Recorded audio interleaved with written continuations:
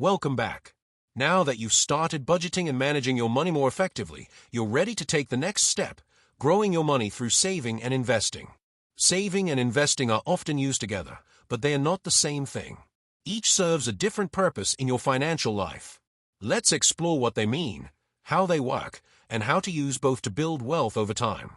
Saving is all about safety and accessibility. When you save, you're setting money aside in a secure place, like a savings account that you can access easily when you need it. Savings are ideal for short-term goals and emergencies. They don't grow very fast, but they keep your money safe and available.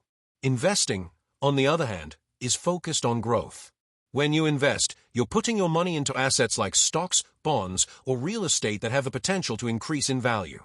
Investing is best for long-term goals, things like retirement, buying a home, or building wealth. Now let's break down when to save and when to invest. You should save first when you need money in the short term, like within the next year or two. Think about things like a vacation, holiday gifts, or new phone. You should also have money saved for emergencies, ideally 3 to 6 months of living expenses.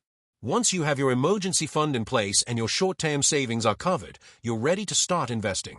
That's when your money starts to grow faster and work harder for you. One of the biggest differences between saving and investing is risk. Savings accounts are very low risk. Your money is safe and insured. Investments come with some risk. The value can go up and down, but over time, investing usually leads to much higher returns. So how do you get started? Start with a savings goal.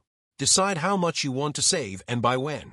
You can automate your savings by setting up automatic transfers to your savings account every payday. For investing, begin by learning the basics.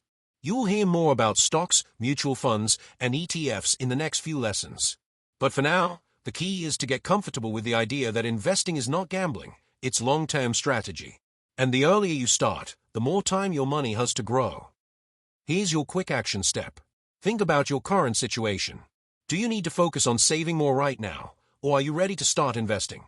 Write down one savings goal and one investment goal, just something small to get started. You're doing amazing.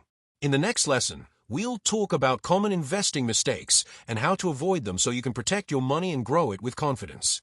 I'll see you there.